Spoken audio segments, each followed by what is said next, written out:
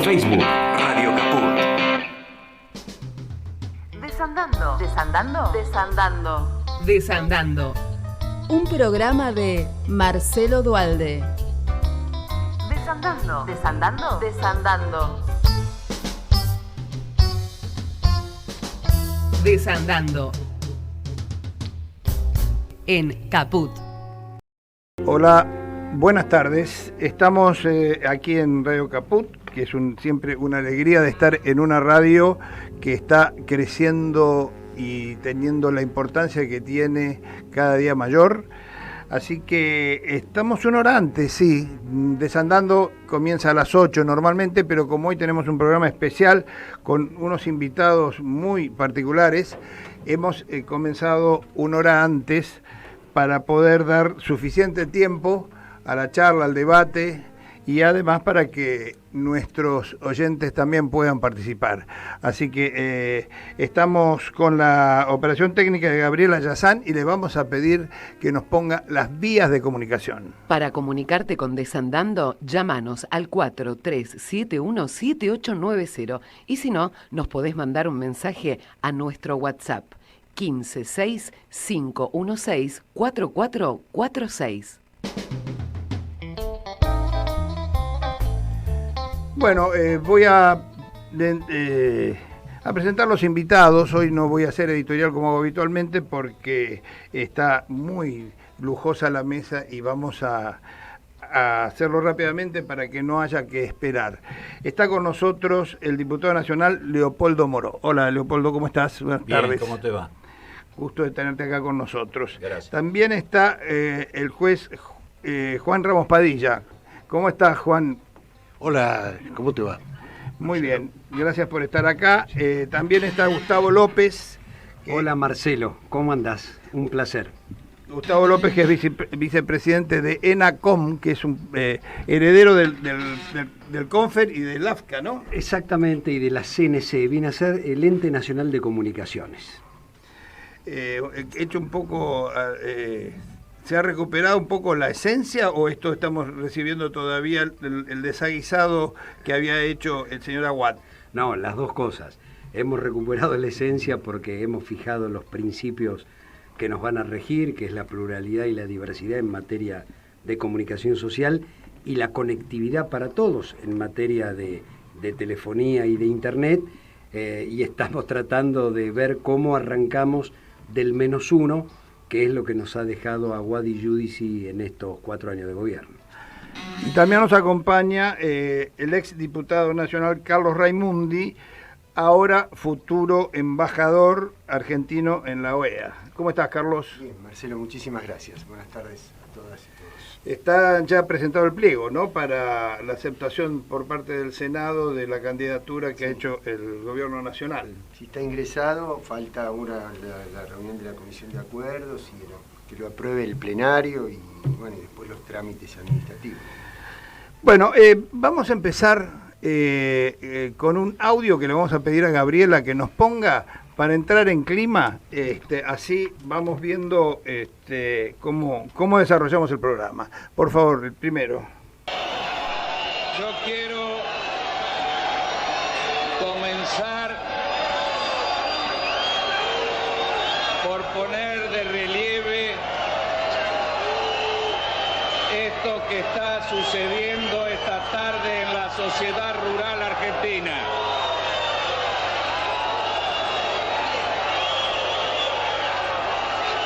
Estas manifestaciones no se producen en tiempos de dictadura, aunque parece que algunos comportamientos no se consustancian con la democracia, porque es una actitud fascista el no escuchar al orador.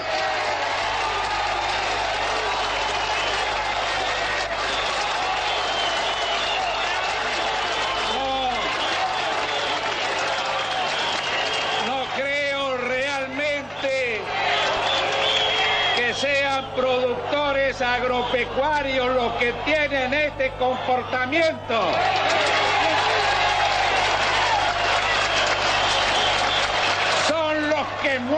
muertos de miedo se han quedado en silencio cuando han venido acá a hablar en representación de la dictadura.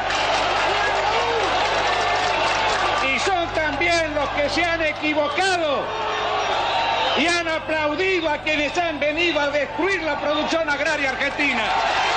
No son los productores agropecuarios. Bueno, creo que todos lo conocían, lo han oído tal vez en vivo y en su momento, y que también se ha reiterado muchas veces, pero es bueno volverlo a oír porque es una síntesis de un legado de Raúl Alfonsín, y que está muy valorado por el presidente Alberto Fernández hoy, ese legado, pero Leopoldo, ¿está presente en la dirigencia del actual UCR el legado de Alfonsín? No, decididamente no.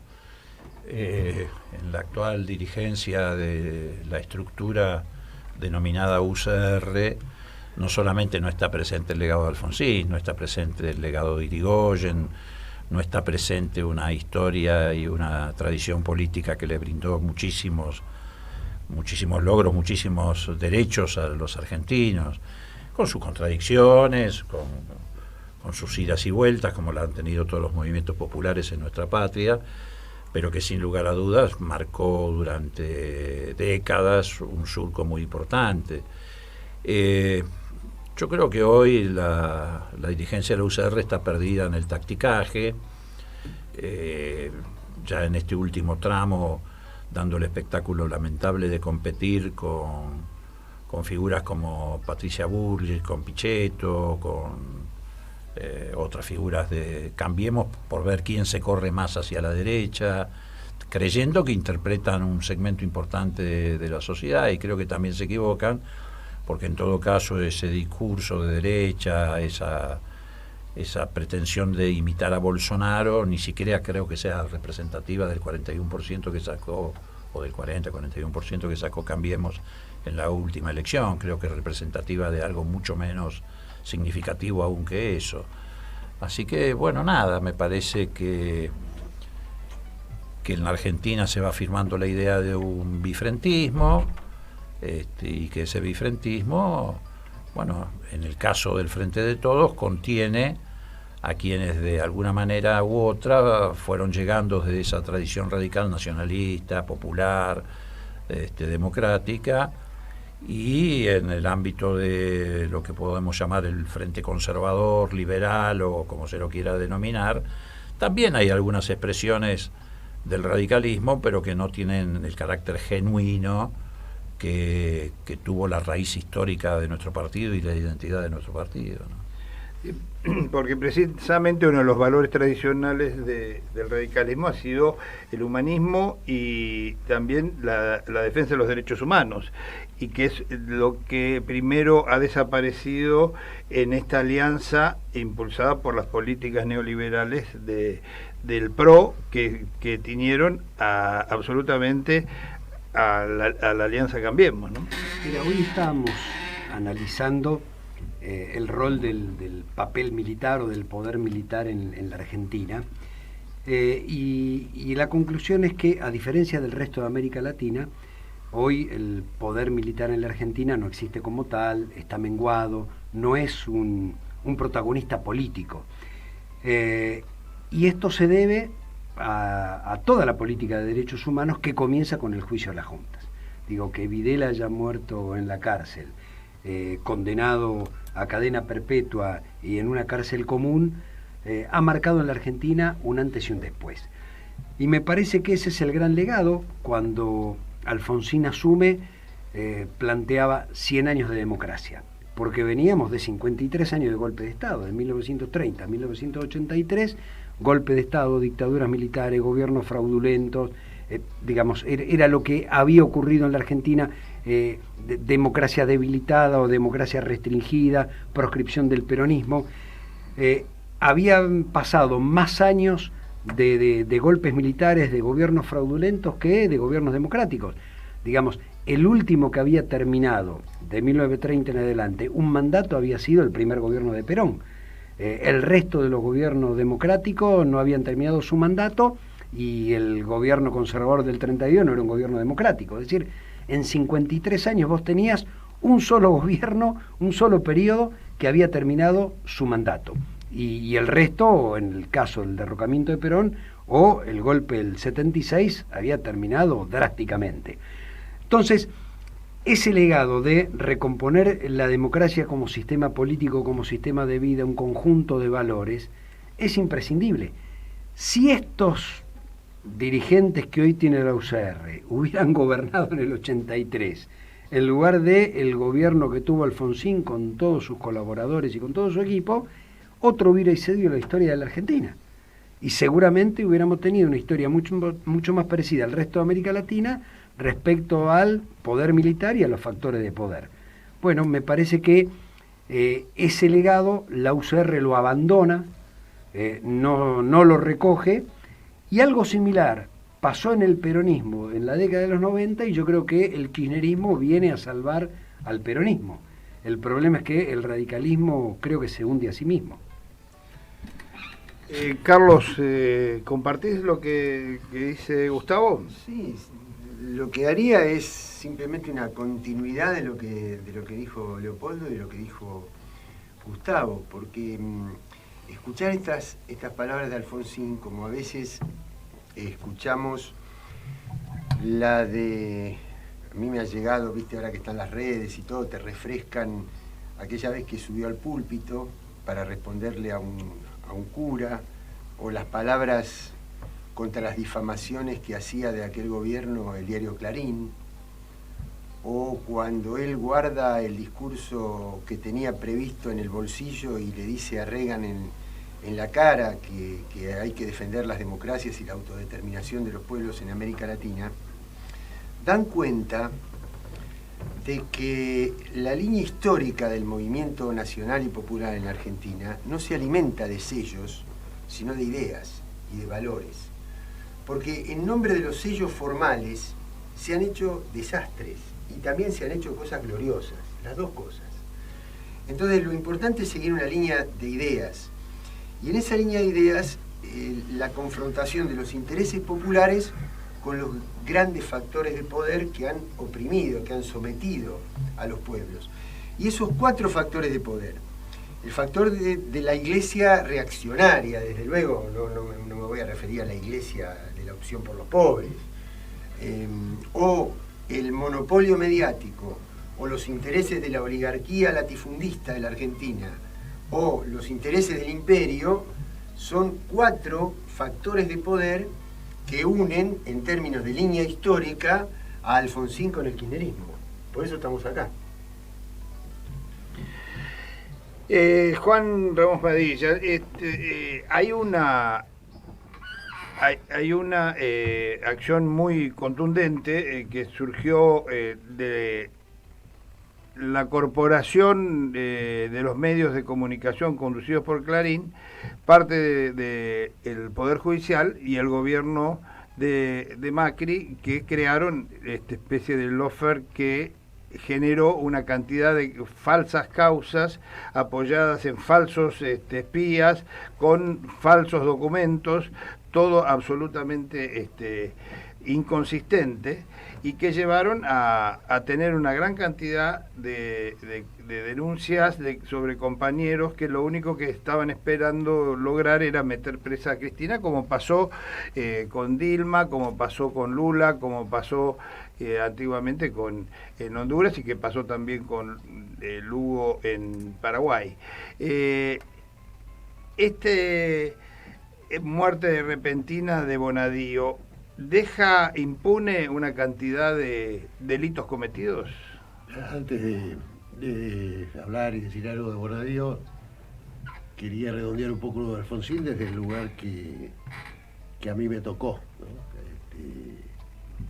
Es muy cortito, sobre todo la relación que tenía Alfonsín, incluso con sus jueces amigos, ¿no?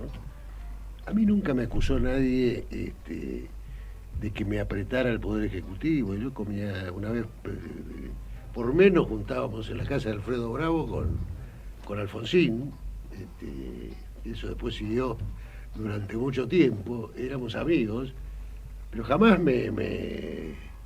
cuando tuve que votar y pensé distinto con él, no había ningún problema. Por supuesto era gallego y a veces protestaba un poco, pero... Tenía un carácter fuerte. Pero nadie sospechaba de que por ser amigo de él, después vinieron las sospechas, uno iba a hacer lo que él dijera. Hemos visto ahora, cuando se habló de una causa de Casarello, creo que era, que le había visitado a Cristina. A Cristina, que estaba en Olivos. Bueno, yo me veía cada tanto con Alfonsín, y a nadie se le ocurría pensar que Alfonsino y yo íbamos a estar arreglando expedientes y qué sé yo. Y bueno, y paso a Bonadío, yo hace, qué sé yo, más de 20 años, desde que Bonadío entró al Poder Judicial, pienso lo mismo, así que porque se haya muerto no voy a dejar de pensar lo que pensé siempre, solamente voy a respetar a sus... Sería bueno recordarle a los que no lo saben que Bonadío formaba parte del listado de la servilleta de Corach, ¿no? Y venía de un lugar del peronismo tampoco, que no era muy grato. No muy tampoco, santo. No muy santo, bueno, eso vos lo sabés mejor que yo. Pero, es más, mañana va a haber un sorteo, es curioso, cambian las reglas del sorteo, ahora como... Nadie cree más nada lo que pasa en la justicia. Ahora, en vez de sortearlo con computadora, mañana van a sortear el juzgado con bolillero. Con bolillero, el que usábamos nosotros para el examen. ¿Es una especie de mea culpa ese? Parecería como una especie de Irursum ya rendido ante las evidencias y no queriendo tener más problemas, ¿no? Incluso ya hay 3 jueces que no quieren participar del sorteo. Bueno, creo que así como en la época de Alfonsín y como decía Leopoldo y Gustavo y Juan Carlos, acá necesitamos cambiar un Poder Judicial y hacer un nunca más del Poder Judicial, ¿no? Así como también los que se ocupan de la economía quieren hacer un nunca más, decía Cristina en Cuba, a estas cuestiones del endeudamiento. Después de lo que hemos pasado en estos 4 años en materia de justicia, yo creo que hay que generar un Poder Judicial que muy ágilmente y muy rápidamente juzgue a estos jueces que han permitido que pasaran todas estas cosas en estos 4 años, y que aquellos que tengan su prueba con todas las garantías, como tuvieron también las Fuerzas Armadas cuando fueron juzgadas, sean condenados y vayan a prisión los que tengan que ir a prisión. Es mucho el daño que se ha hecho. Fíjense que hoy la Cámara de Casación revocó, creo que es la última o la principal pedido de detención con Cristina. Imagínense que no hubiera habido fueros, ¿no? Y Cristina hubiera estado 1 año y medio presa, y ahora la Casación nos viene a contar que no había motivos para estar presa. ¿Qué es lo que puede pasar con Milagro Sala, que después de 4 años... No van a decir que no pasó nada. No había por qué haberla tenido presa, ¿no? Termino con esta cuestión de la justicia. Creo que habría que ir un poco más rápido a la designación de los subrogantes. ¿Hay mecanismos para poder acelerar la reforma en la justicia? Sí, yo empezaría por designar a los subrogantes, ¿no? Para cortar ya, o por lo menos para tener gente que impida que estas cosas se sigan produciendo. Y yo sé que no vamos a estar todos de acuerdo acá, pero me parece imperativo, no creo que den los números, ¿no? Pero por lo menos mostrar vocación de juzgar a la Corte, ¿no? que ha sido encubridora de todos estos jueces, me refiero a Irursum, a Bonadío, Arcolini, etcétera. Tal vez no de los números, pero hay que empezar a demostrar que la Corte ha sido encubridora. Yo mandaría el pliego de las que ya cumplió 75 años, a ver qué dice el Senado, y empezar a modificar eso, ¿no? La Corte hay que ampliarla, pero no se puede seguir con 5 personas y sobre todo estas 5, ¿no? Que han permitido Hay que un viejo proyecto de elevar a 9 o a 15. A 15 o a 21. Y hacerla por materia. Esto requiere de mayorías, mayoría simple, no es una mayoría calificada, como sería un juicio político, pero en la misma línea. Pero la Constitución no habla del número de cortesanos, ¿no? No habla de una corte. Habla de una corte, pero que eso está en la decisión del Poder Ejecutivo de cuántos, y proponerle, digamos, al Senado la ampliación, ¿no? Sí, es una ley. Es una ley, así que la ley requiere mayoría, salvo que la Constitución establezca una mayoría especial, es mayoría simple. Así que con una ley, la ley era, en un momento Menem lo llevó a 9, después se bajó a 7, después quedó en 5, y bueno, yo comparto lo que dice Juan Ramos Padilla.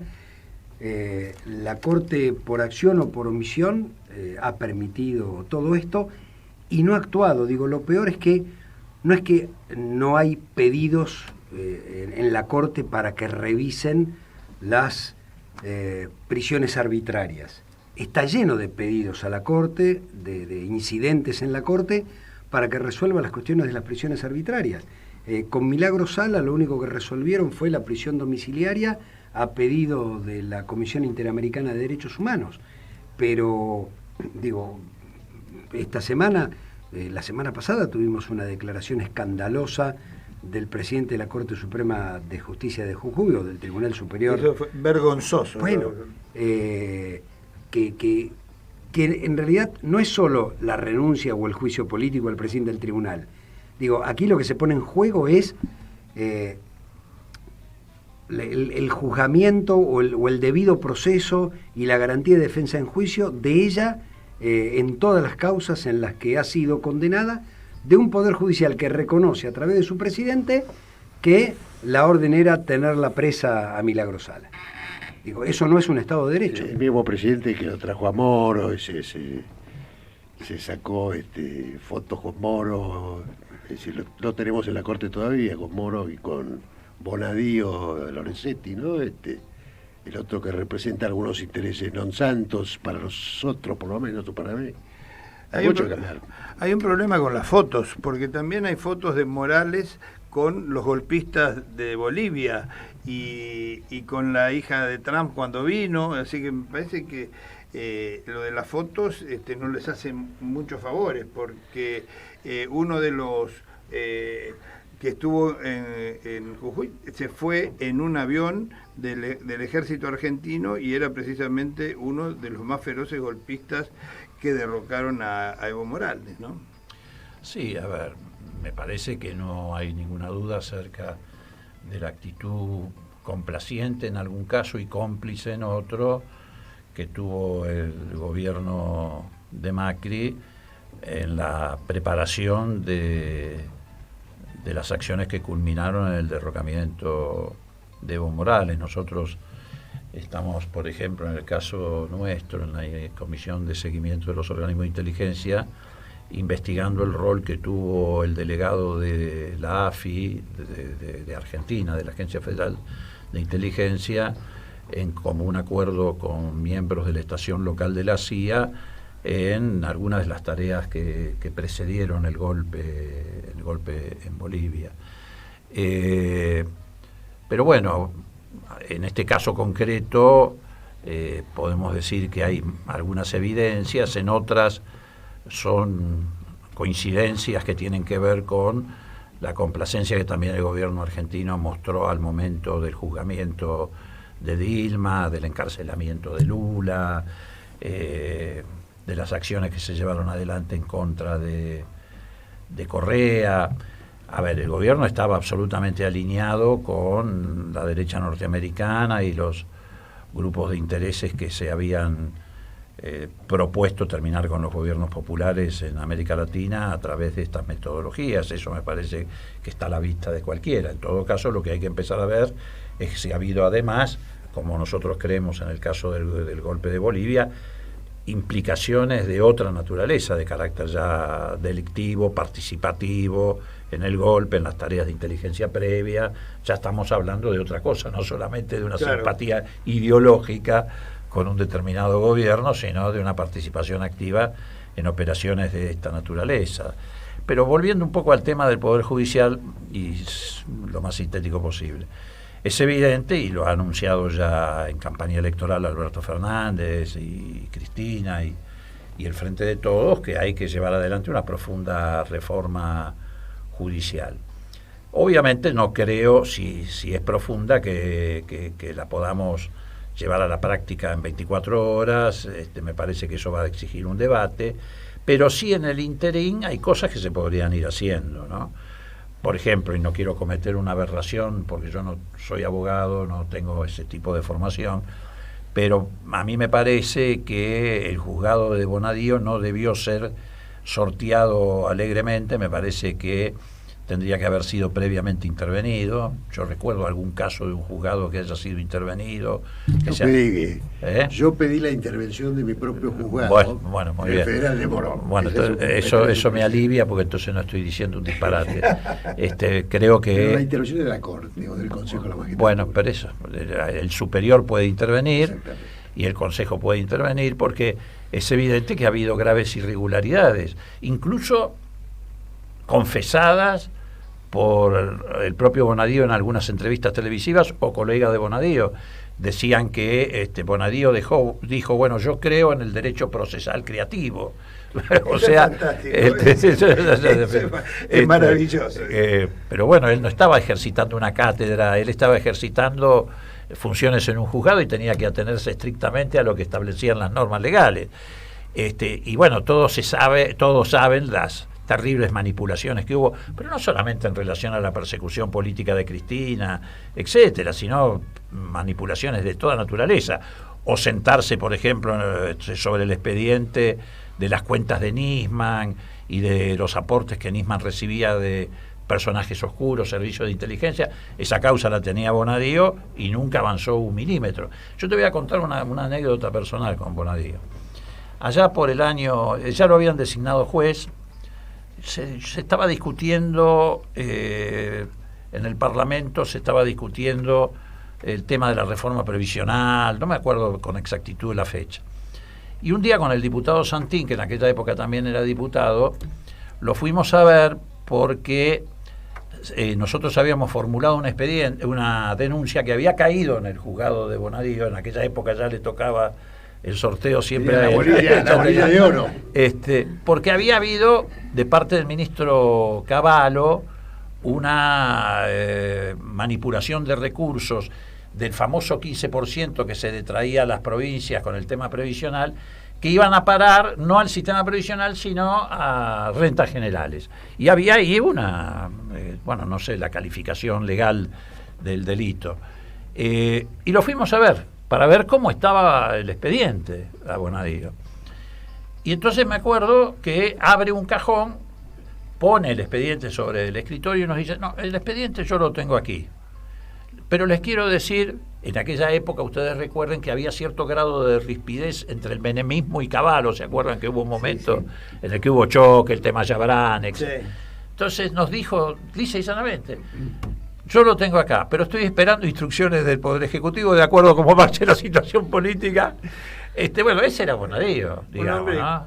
Coherente, siempre igual. Entonces, por ejemplo, creo que se debió haber intervenido el juzgado de él antes de hacer este sorteo, que probablemente caiga en Ercolini si es que siguen manipulando. Pero Ursu sigue siendo el presidente de la Cámara Federal. Pero digo, pero lo concreto es que hay que llevar adelante una profunda reforma del Poder Judicial que no puede estar desvinculada de todo un sistema que hay que ir revisando. El tema de los servicios de inteligencia ha sido terrible, nefasto en estos años. La persecución política, las extorsiones no tienen límites de ninguna naturaleza. No han hecho no han hecho lo que ningún gobierno de la democracia ha hecho. Ni el de Alfonsín, obviamente, ni el de Menem, ni el de Duhalde, ni el de la Rúa, y obviamente ni el de Kirchner, ni el de Cristina. Ha sido pavoroso el papel que han jugado los servicios de inteligencia en franca violación de los derechos de los ciudadanos, y eso tampoco puede pasar desapercibido. Yo el otro día le decía a algunos funcionarios del gobierno, es cierto que Alfonsín ha quedado en la historia, entre otras cosas, por el famoso tema del juicio a las juntas, las sentencias, nadie le va a quitar valor histórico y valor político a todo eso. Pero mucho más importante que eso fue el accionar de la CONADEP. Porque las sentencias judiciales dieron un ejemplo moral, político, etcétera. Pero lo que hizo la CONADEP, mostrándole a la sociedad, descorriendo el velo de lo que había pasado, mostrando las tumbas NN, los lugares de detención, los testimonios de las torturas, de la gente que había sido arrojada de los aviones, etcétera, hizo mucho más que eso porque le abrió la conciencia social y política a los argentinos. Entonces, acá hay casos paradigmáticos que no pueden quedar en la oscuridad y tampoco pueden ser juzgados solos en el ámbito del derecho penal. Yo coincido con vos, Juan, en que, bueno, por supuesto, si ha habido delitos de jueces, etcétera, tienen que pagar, pero también tiene que haber, no digo una CONADEP, pero sí una acción parlamentaria donde corresponda, que le demuestre a la sociedad, que le muestre a la sociedad algunas cosas que han ocurrido, para que no vuelvan a ocurrir, para que la gente reaccione como reacciona 30 o 40 años después, cuando viene el 2x1, la gente reacciona, ¿por qué? Porque hubo una conciencia social que se alimentó de la verdad que la CONADEP puso sobre la mesa, más allá del juicio a la Junta. Se le informó a la sociedad de una situación que tiene una tremenda incidencia en el futuro también. Y bueno, por eso somos, en ese sentido, lo digo que se entienda, tenemos una cosa distintiva con el resto de América Latina. Mirá vos, 30 años después en Chile están peleando por salir del corsé que les impuso el Pinochet. Claro. Y hemos banalizado todo, ¿no? Yo pongo este ejemplo. Un señor condenado, porque Milagro tiene una condena a la Corte, y la Corte ha cerrado los ojos, pero tengo un señor condenado por la Corte por homicidio, y aparece el muerto. ¿Qué hay que hacer? Inmediatamente hay que ponerlo en libertad. La tengo a Milagros Sala con una sentencia a la Corte, y sale la Corte provincial a decir no se llevó nada, no tiene que estar presa. ¿Hasta cuándo vamos a esperar? Juan, aparece una prueba, termino con estos 3 ejemplos que me parece que son muy importantes. Aparece una prueba contundente, como es lo que apareció de Van der Brelle, que lo han coimeado el propio Poder Ejecutivo. Vamos a esperar que la Corte le llegue el turno. La tiene ahí la Corte. ¿Cuánto va a esperar la Corte? Yo creo que la Corte misma se está poniendo en una situación que merece que la revisemos, ¿no? Porque el Milagro no, después de eso debería esperar en libertad. Hay una prueba muy fuerte para ver que todo esto es trucho lo que han hecho. Lo mismo pasa con Vudú.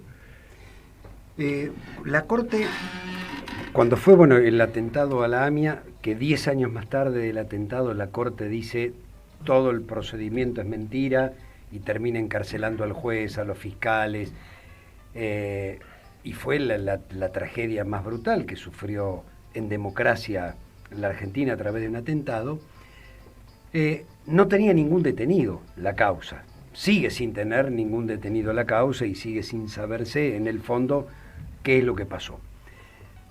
La verdad que uno no puede esperar, yo reafirmo tus palabras, cuando sale a la luz que el presidente del Tribunal Superior de Justicia de Jujuy declara políticamente que Milagros Sala está presa porque políticamente tenía que estar presa para que Morales gobernara.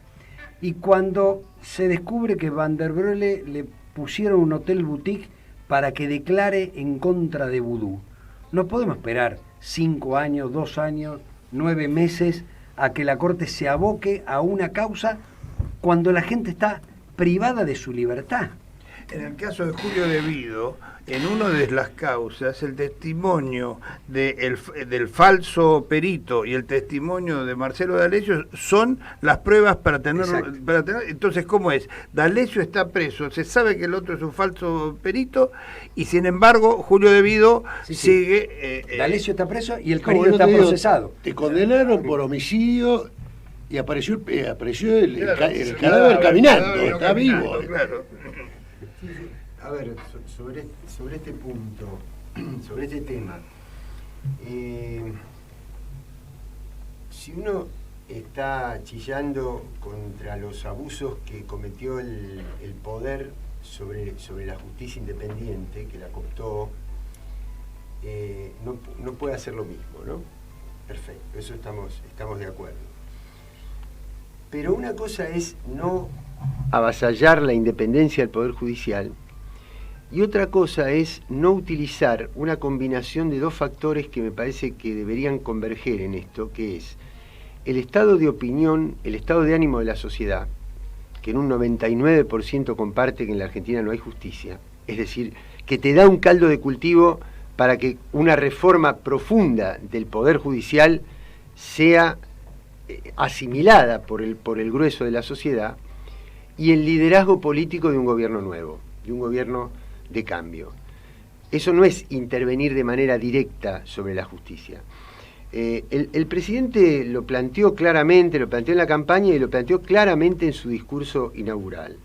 Profunda reforma judicial, remover los sótanos del secreto, de la corrupción, ¿no? Profunda reforma sobre la justicia penal federal de la capital federal, implementar o reglamentar el sistema acusatorio que rige legalmente en la Argentina desde hace unos cuantos años y todavía no se terminó de implementar. Entonces, yo recuerdo lo siguiente, si ustedes, abusos tremendos que serían fácilmente explicables a la sociedad. No existe ningún antecedente jurídico de un juez que haya citado a un acusado para 8 declaraciones indagatorias en un mismo día. No existe eso es irracional. Y tampoco existe, recuerdo haber leído un trabajo de Adrián Paenza, cuando suele hacer algunas estadísticas, que decía que cuando a una sola persona le corresponden una cantidad de causas, no sé cuál es la cantidad exacta que le corresponde a Cristina, y hay que sortearla entre una cantidad de juzgados federales y todas le caen al mismo juez, eso es una vez en 2.000 millones de posibilidades. Una vez. Digo, para que nos demos cuenta de la aberración que ha sucedido en la justicia argentina. Pero ahora voy a lo del liderazgo. Si ustedes no recuerdan mal, si yo no recuerdo mal, Néstor Kirchner asume el 25 de mayo del año 2003. Pero entre el 25 de mayo, porque las elecciones habían sido en abril, y el 10 de diciembre de 2003, que se renovó la mitad del Parlamento, Néstor Kirchner gobernó exactamente con el mismo Parlamento que había gobernado Duhalde. Es decir, el mismo Parlamento del 24 de mayo era el del 26 de mayo. Lo que había cambiado era el presidente. En ese Congreso, yo estaba en ese momento en el Congreso, había muchos pedidos de anular las leyes de punto final y obediencia debida y el indulto de Menem. Y había varios pedidos de juicio político a la Corte Suprema, que en aquel momento la presidía Nazareno. Y el Parlamento no había tenido coraje, no había tenido la decisión política de tratarlos. Bastó que cambiara el liderazgo político y exactamente con el mismo Parlamento se anularon las leyes, se anularon los indultos y la Corte no hubo que juzgarla porque renunciaron previamente. Empezaron a irse. A partir de que Kirchner utilizó la cadena nacional, ¿para qué? Para conectar con ese sentimiento, con ese reclamo, con esa demanda de justicia que anidaba en la sociedad. Eso es lo que creo que hay que utilizar en este momento, no avasallar a la justicia, sino utilizar el liderazgo para poder acelerar un profundo proceso de reforma judicial que está demandando la sociedad y que a mi juicio incluye, no me quiero meter en un terreno jurídico porque yo soy abogado, pero no soy un especialista en esto, pero yo creo que hay que revisar profundamente, o como mínimo hay que delimitar la interpretación que la justicia tiene que hacer, y esto no tiene que hacer el presidente, lo tiene que hacer el Parlamento, sobre 3 institutos muy concretos, que son la asociación ilícita, la prisión preventiva y la figura del arrepentido. Y de esa manera aplicarlo para revisar las causas que todavía tienen detenido injustamente o arbitrariamente, o como le quieran llamar, a los presos por razones políticas que todavía tenemos en la Argentina. Comparto plenamente lo que decía Carlos Raimundi, que está acá con nosotros en esta mesa de, ¿cómo diría?, ni viejos ni antiguos, avesados dirigentes políticos, para no decir ninguna de las otras dos cosas. Estamos con Gustavo López, Leopoldo Moró, Juan Ramos Padilla y, como decía, con Carlos Raimundi, que tienen el mismo origen, tienen origen radical, pero que ya llevan largo tiempo integrados en el proceso del proyecto nacional y popular. Y que precisamente yo quería hacer una pregunta a Leopoldo, porque, bueno, el que quiera contestar, cuando se hizo la convención en Gualeguaychú, hubo una respuesta bastante fuerte de jóvenes que estuvieron absolutamente en desacuerdo con las decisiones que se tomaron ahí. Esos jóvenes son rescatables para integrarlos en este proceso que se sigue dando de compañeros que se suman a este frente de todos, que como fue el caso de Ricardo Alfonsín recientemente y de varios más que lo han hecho incluso hasta en la Cámara de Diputados de la provincia de Buenos Aires. ¿Hay lazos comunicantes con estos jóvenes que en su momento plantearon las diferencias? Mira, las fuerzas políticas atraviesan procesos dinámicos. También esos procesos dinámicos tienen sus etapas, sus momentos. En la medida en que la estructura de la UCR se ha ido achicando, se ha ido debilitando, obviamente casi te diría que uno hasta podría llegar a personalizar, como ocurre en una familia que se va achicando, el comportamiento de algunos de esos dirigentes. Acá me parece que lo importante es tomar en cuenta el proceso que se vino desarrollando, que tiene un carácter más amplio y más profundo. Lo que fue el alfonsinismo, que de alguna manera fue una anomalía histórica en ese momento que se estaba atravesando, del mismo modo que el kirchnerismo fue una anomalía histórica para el peronismo en el momento que estaba atravesando el Partido Justicialista, porque, como dijo bien Gustavo hace un rato, el kirchnerismo de alguna manera salvó al PJ, el PJ venía en caída libre. Pero no solamente en caída electoral, sino en caída conceptual, claro, ideológica. Mucho antes de que ocurriera lo de Gualeguaychú, mucho antes de todo eso, yo por ejemplo ya no fui a la convención de Gualeguaychú, bueno, nosotros ya habíamos tomado esta decisión, entre otras cosas porque veíamos que inevitablemente se terminaba en una confluencia con el macrismo. No podía ser de otra manera, el radicalismo venía en un proceso de derechización acelerado, en el comportamiento en las cámaras, el grupo A, el tema de oponerse a la estatización de las AFJP, ya se notaba claramente en la tendencia. Pero mucho antes de eso, yo me acuerdo en el 2011, 15 días después de la elección, yo estuve con Cristina en la Quinta de Olivos. Y ustedes saben que después de las elecciones hay encuestas postelectorales, en las que se sondea cuál fue la orientación del voto de acuerdo a la edad, de acuerdo a los al nivel de estudios, de acuerdo al sector social que se pertenece, etc. Si Cristina sacó un 52% de los votos en la elección del 2011, como ustedes recuerdan. El 17% de los votantes de Cristina en el 2011, estoy hablando de mucho antes que existiera la alianza con Macri, en el 2011 el 17% de los votantes dijeron que habían sido votantes de Alfonsín. Es decir, había una corriente de interpretación de los hechos históricos, que ya venía en esa dirección y que era independiente de si se cerraba o no un acuerdo con Macri, que en el 2011 todavía era algo etéreo, digamos. Después, bueno, ese proceso se fue pronunciando con más claridad, etcétera. Con esto que te quiero decir, termino. Digo, yo creo que estamos frente a un, como dije, a un bueno, ahora no quiero usar la palabra reperfiliado, porque estamos frente a una recreación del tablero político de la Argentina. El radicalismo ha sido un partido de tradiciones nacionales, populares muy fuertes. Yo siempre digo, por ejemplo, que el gobierno de Arturo Illia fue un gobierno profundamente nacionalista. Illia lo echó de su despacho al embajador norteamericano.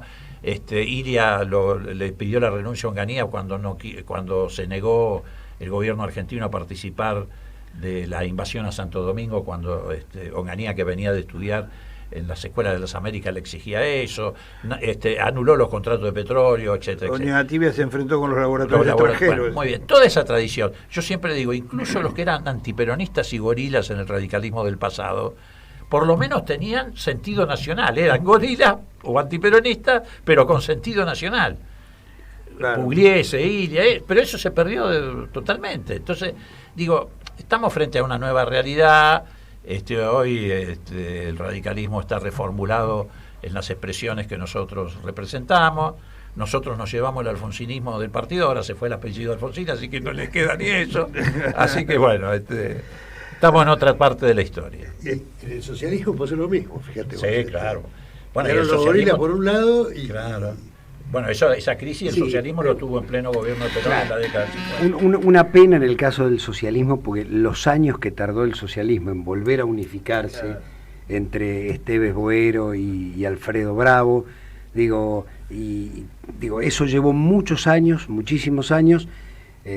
Lo digo por algunos compañeros del socialismo, como Oscar González, que fue parte de ese esquema, Jorge Rivas, y esa tradición encajaba perfectamente en la concertación plural, en la transversalidad, o como lo quieras llamar, que convoca Néstor Kirchner, y después termina la derecha socialista, aquella que había sido antiperonista y gorila en la década del 50 o del 60 o del 40, termina no haciendo una alianza con Macri, pero siendo funcional a las necesidades de la derecha en Argentina. 55, cuando integra las comisiones que genera la revolución fusiladora. Sí, lo que uno lamenta es el aprendizaje histórico, cómo se tira por la borda.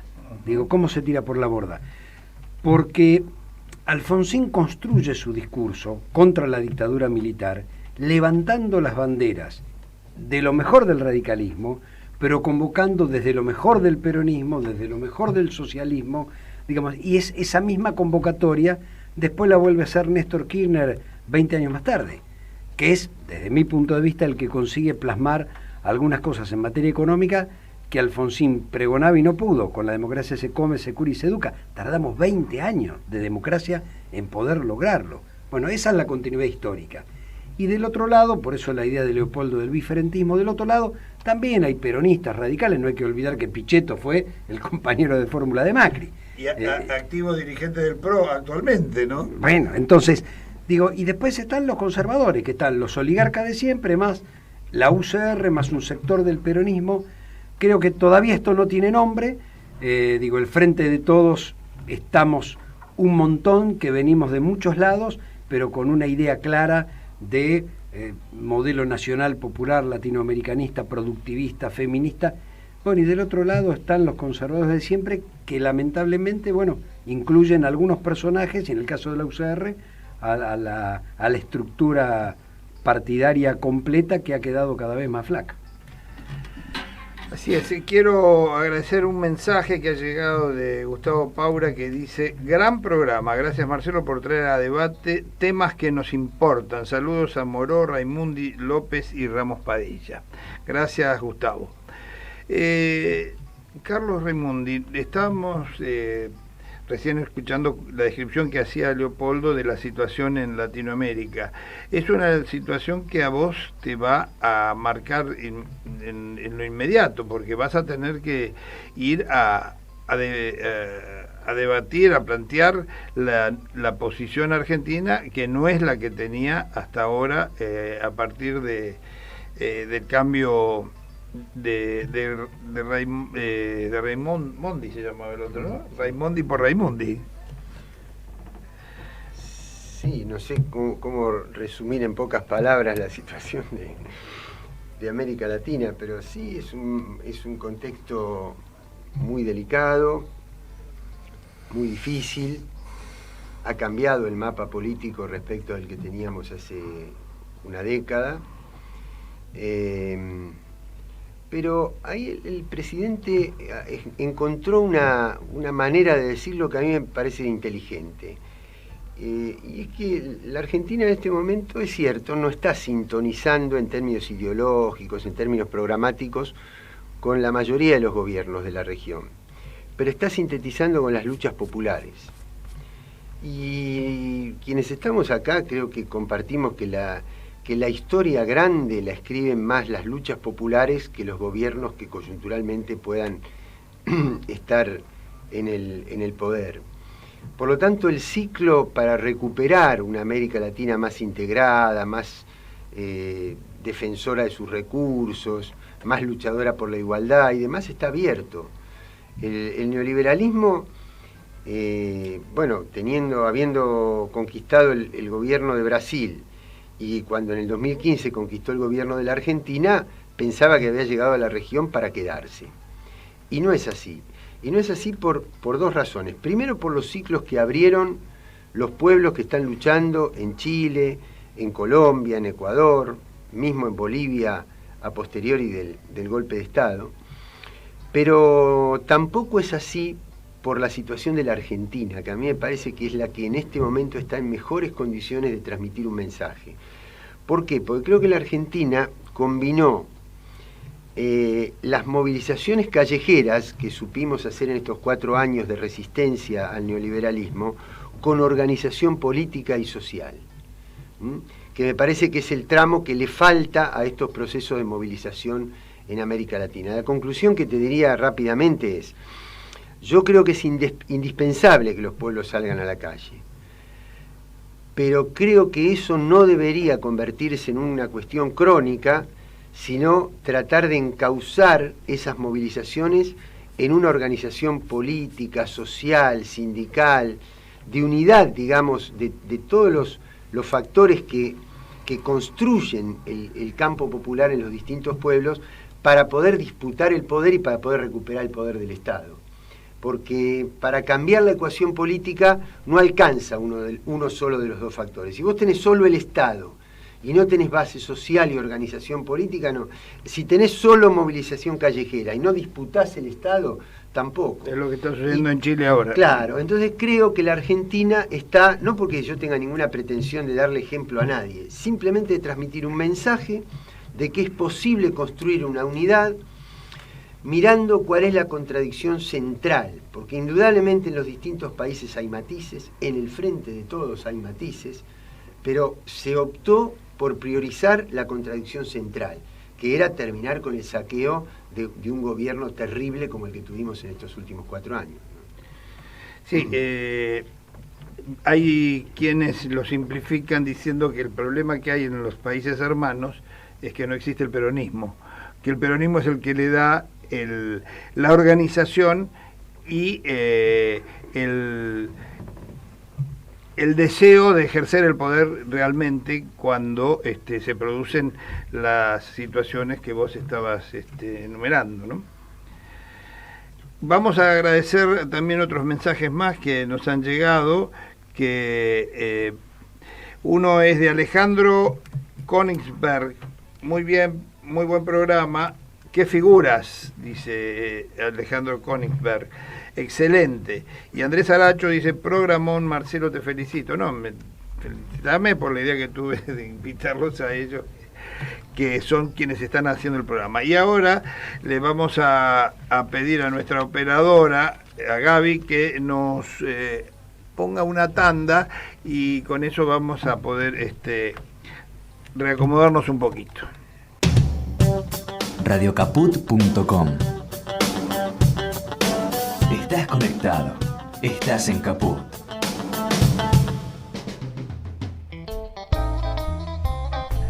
Estamos nuevamente aquí en Desandando en Radio Caput, que, como reitero siempre, es una radio que cada día se escucha más, llega a todo el país porque además se escucha por internet y que se puede guardar y coleccionar porque es una radio de culto. Por favor, Gabriel, ¿nos podés poner las vías de comunicación para que nuestros oyentes sepan por dónde pueden llegar a nosotros? Para comunicarte con Desandando, llámanos al 43717890 y si no, nos podés mandar un mensaje a nuestro WhatsApp 156-516-4446. Muy bien, seguimos aquí como los que estaban escuchando saben, con Leopoldo Moró, Juan Ramos Padilla, Gustavo López y Carlos Raimundi. Y precisamente a Gustavo le quería preguntar cómo está la situación de la ley de medios y qué posibilidades hay de recuperar una ley que fue muy trabajada, que fue muy debatida, que fue un ejemplo de construcción y que de repente el gobierno de Ali Mauricio y los 40 ladrones la convirtieron en nada con un señor precisamente radical de Córdoba. Mira, la ley de medios tenía tres patas fundamentales. Una era la libre circulación de las ideas, es decir, garantizar la pluralidad y la diversidad de opiniones. Eso necesitaba medidas antimonopólicas, porque si hay monopolios peligra la libre circulación de las ideas. Lo dice el fallo de la Corte del año 2012 en la pelea con el Estado Nacional, con Clarín, o Clarín contra el Estado Nacional. Digo, el fundamento de por qué la ley es retroactiva y declara la constitucionalidad era porque los monopolios atentaban contra la libertad de expresión. Fallo de la Corte Suprema, la de 7 miembros. Entonces, esos dos aspectos iban de la mano. La libertad de expresión y límites a los monopolios. Y la tercer pata era la producción audiovisual, es decir, la producción de contenidos, porque la ley establecía una serie de obligaciones en los contenidos, no que poner en el sentido ideológico, sino que tenía que tener contenidos nacionales y contenidos independientes para fomentar la industria nacional y dentro de la industria nacional a la industria independiente del audiovisual. Cuando asume Macri, saca el decreto 267 y lo que hace es eliminar la parte sustancial de la ley de medios, la que tenía que ver con los monopolios. Es decir, quita de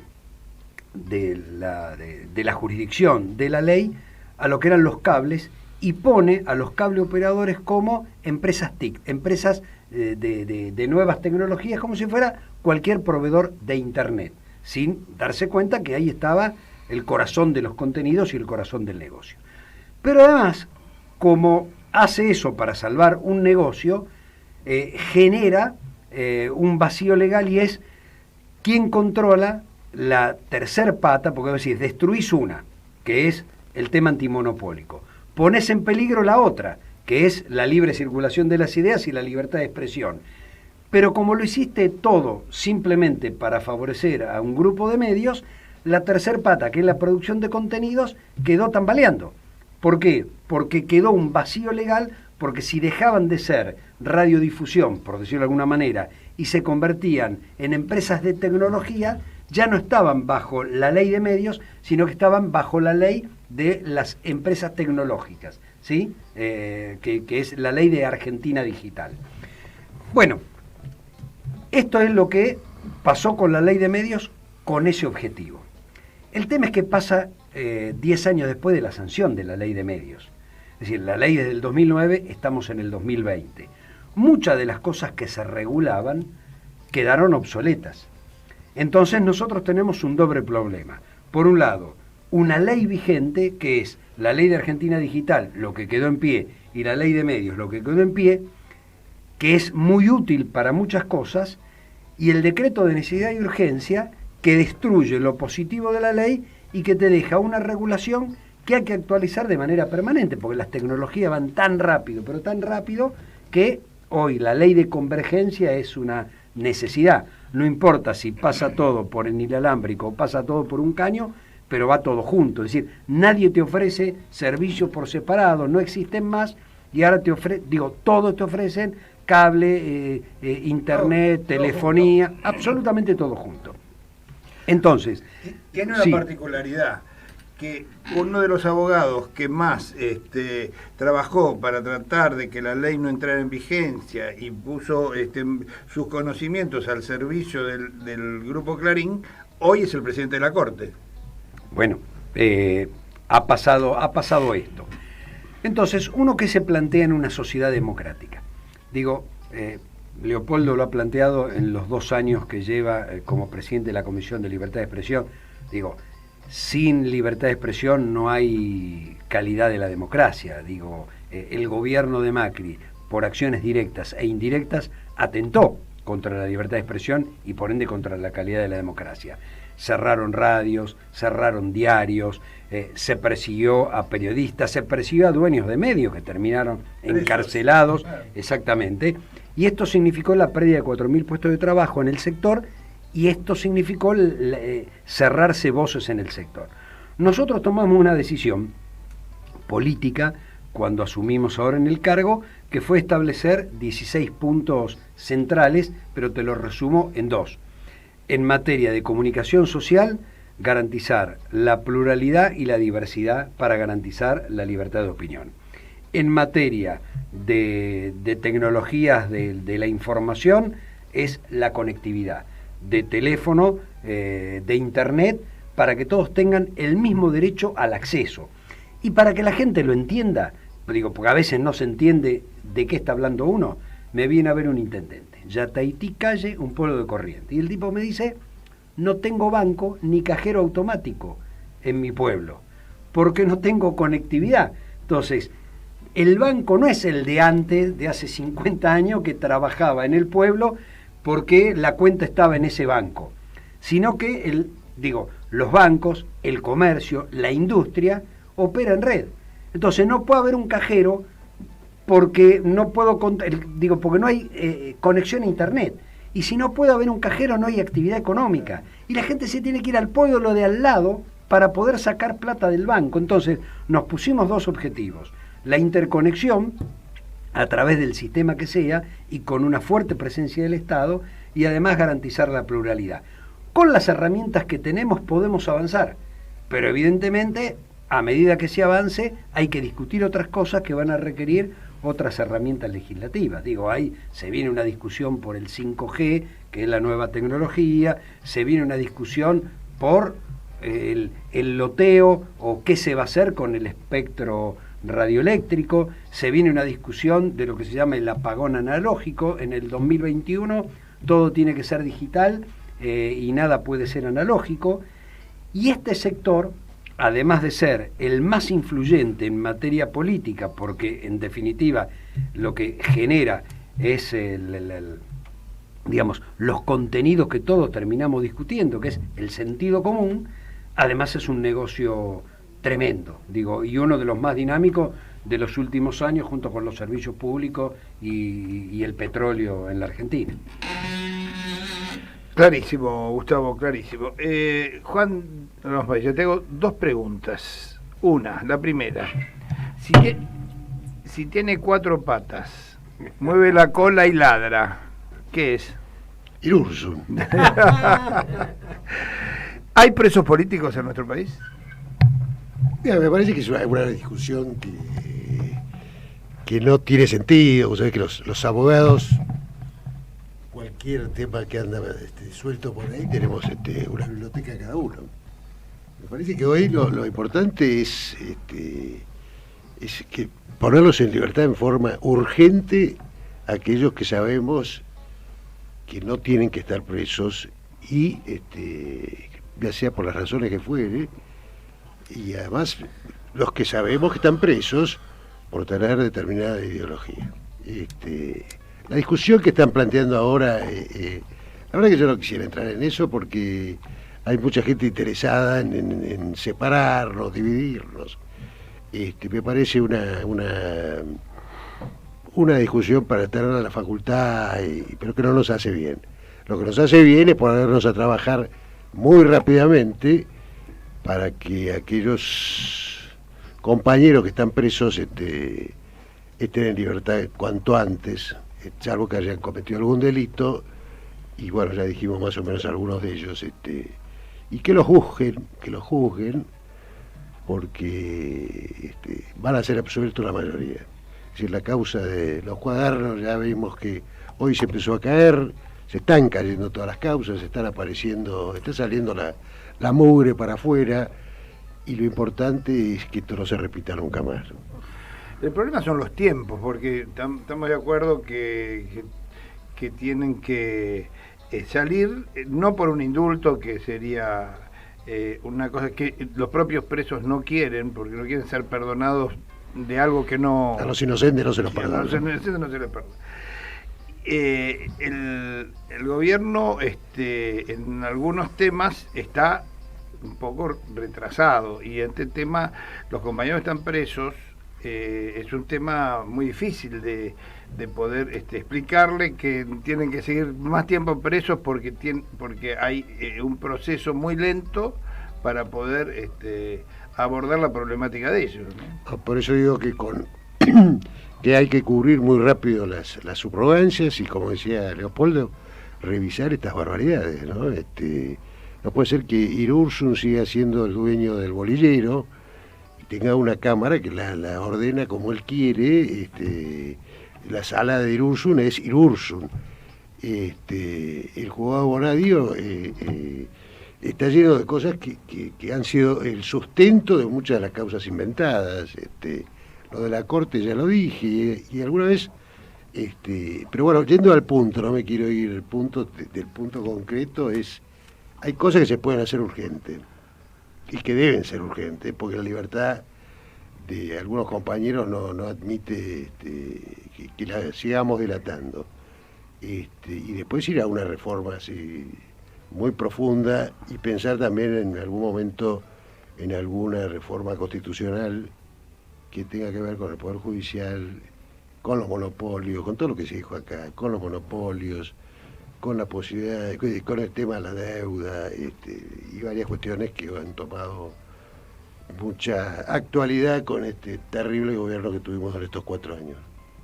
Mira, yo no quiero alimentar efectivamente una polémica que en todo caso hasta pareciera ser que quieren utilizar los enemigos, los adversarios, como querramos caracterizar de nuestro gobierno.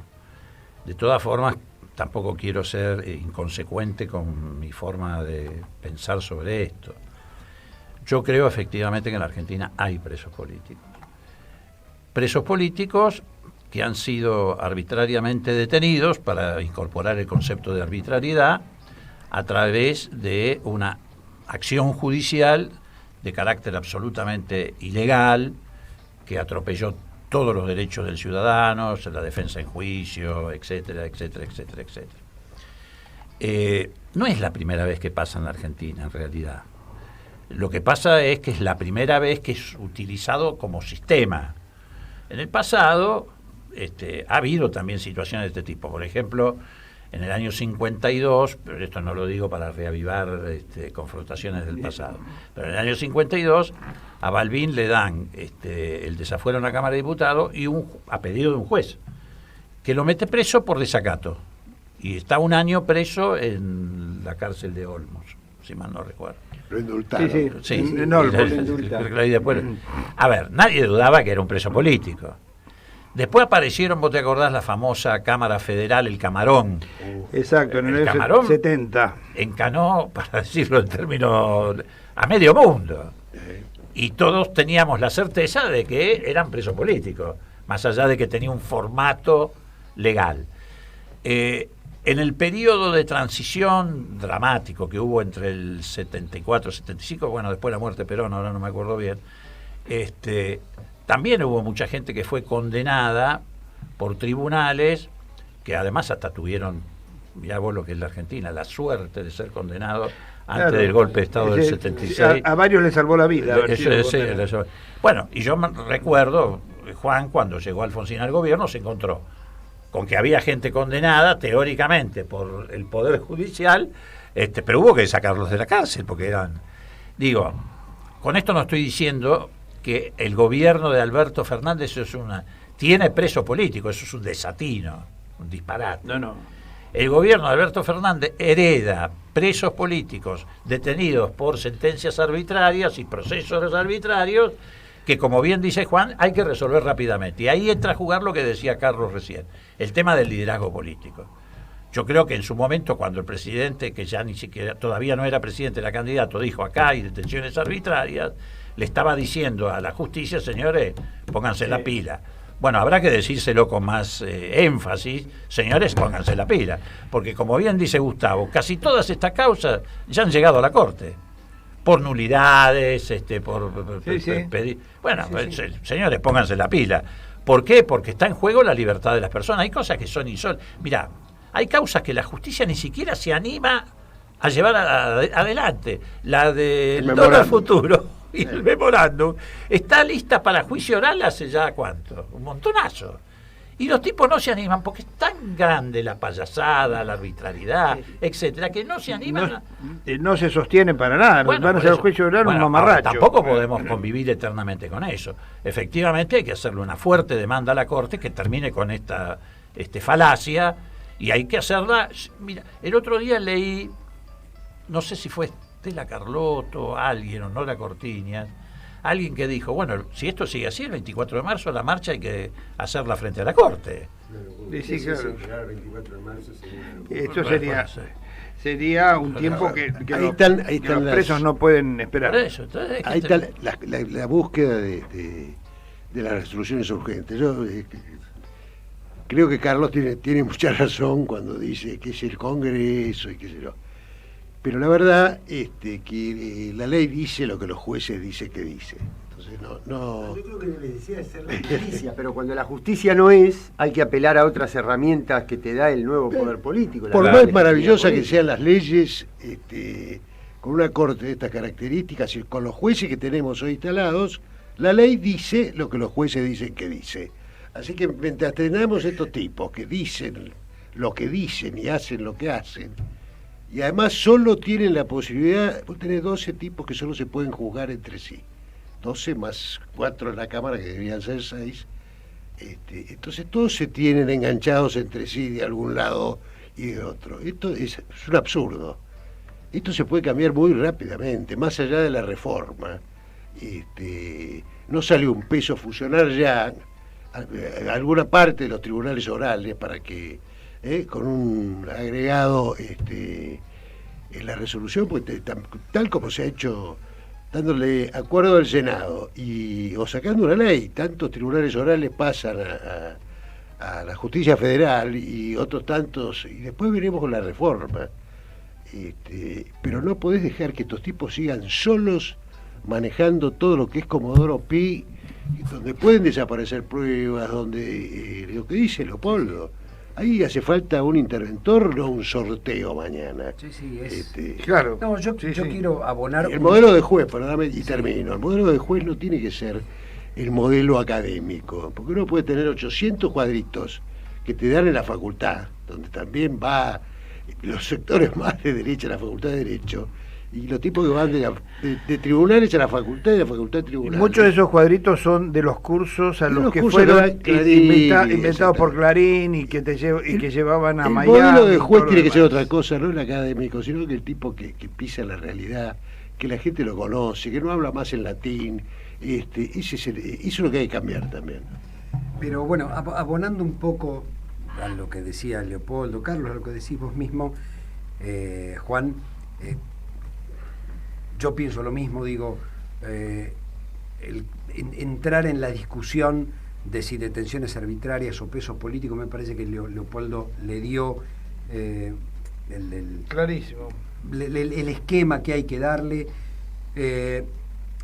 Carlos decía hace un rato que hay liderazgo político, también hay movilización popular. Nosotros tenemos un ejemplo que fue el 2x1.